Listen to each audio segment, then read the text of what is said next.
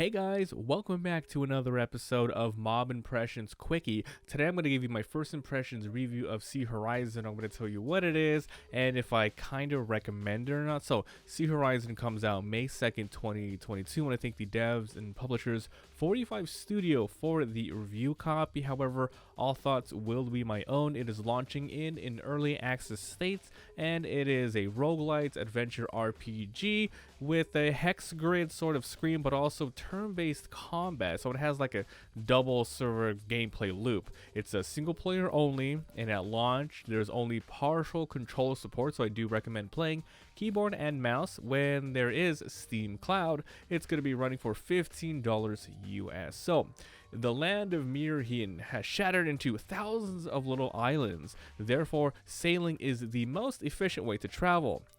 This game, you're going to be taking control of a couple of different characters at a time. There's a story mode and a dungeon mode and a tutorial, and there's a skin shop. Really quick, the skin shop, it says a skin shop, but you're using in-game currency basically throughout your adventures. You're going to be unlocking new characters, and you can just unlock a skin for them. So after every run, you either story or in dungeon run, if you go in, you lose, you're going to be unlocking meta progression for your characters to unlock new sorts of skills to get, and also those coins for those skills. In the tutorial, it's really basic. It basically shows you the different types of mechanics in the game, which is the survival mechanic on the overworld. Every time you move a hex, it uses up a little bit of food. If you run out of food, you're going to be dying and so on like that. It also shows you the different types of nodes you can get. You can recover food via campfires, using resources, and maybe even find some shops. It also shows you, hey, there's also randomized characters and events. So if you think of it like a JRPG, you're going to be hovering through many different tiles, and then if you run over a random hex that just so happens to be a battle, it starts the battle. So it works like this. Your character, you have an HP. If it goes to 0, you die. You go, and then the enemy goes. It's going to be all of your guys and them. It's just like a turn-based card game like Slay the Spire. You can see their intentions. You can see their HPs. You can see their buffs and debuffs. So you get a lot of information on the screen already. Very familiar. What is different, however, is this isn't really a card deck builder. However, you are going to be randomizingly rolling dice depending on your equipment. Let's say you have a really weak sword. You're going to be able to roll maybe 2 dice, and on that dice head you can have like a sword, which is the red one, or a bunch of X's. So you can roll it every single turn, and you can roll up a sword or nothing. But that sword rolls 2 dice, so you can roll 2 dice on that. You see what you get. And then the same thing with the other different types of equipment you got. Like you got an armor, so you can roll all these different resources, like a skill resource, a leaf resource, and a defense resource. And depending on your character, you're not only going to be equipping the different dice with pros and cons. Sometimes they have special abilities, or it can just be really good dice stats.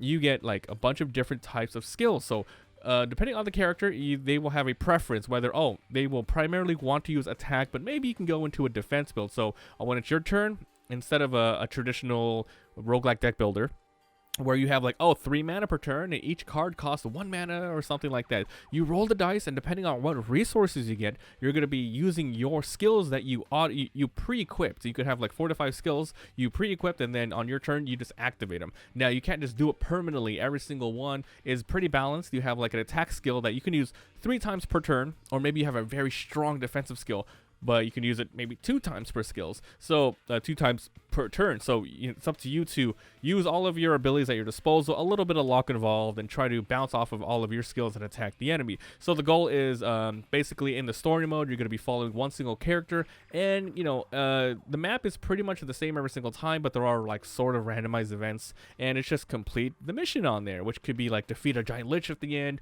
or find a treasure or whatnot. So that's that. And after you go through all that, you like I said, you unlock meta progression, and you get new characters. And then at the moment, there's 2 dungeons in the game, and this is the dungeons are like 3 or 4 floors a piece, and these are where you get to use multiple characters. In the story mode, you typically use just 1 character, you versus them, but now it's like 2 or 3 characters versus the enemies, and then you crawl through there and meta progression again. So there really isn't that much between a good amount of story and dungeons, but after you finish all that, I don't think there's really that much else to do. But I do have to say, it is a solid foundation. I am I'm not 100% whether or not I really like this dice system.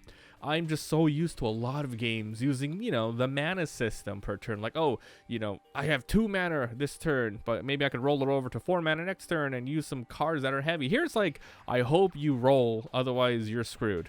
It's different, but it wasn't too bad. There was some situations where it just felt completely unwinnable, but at the same time, I probably walked into a dungeon where I didn't really need to go. But yeah, this is a pretty interesting game. I would highly recommend you check it out. There is a demo, so please check that out. Anyway, this has been Mabimpressions Quickie review. I'd say it's a decent game. I would say 60% recommend. Definitely play demo, watch some more gameplay. I think this game has potential, but I'm not sure how many people are going to be liking the dice system. For me, it's like it's you know, it's a familiar format, but it feels a little different.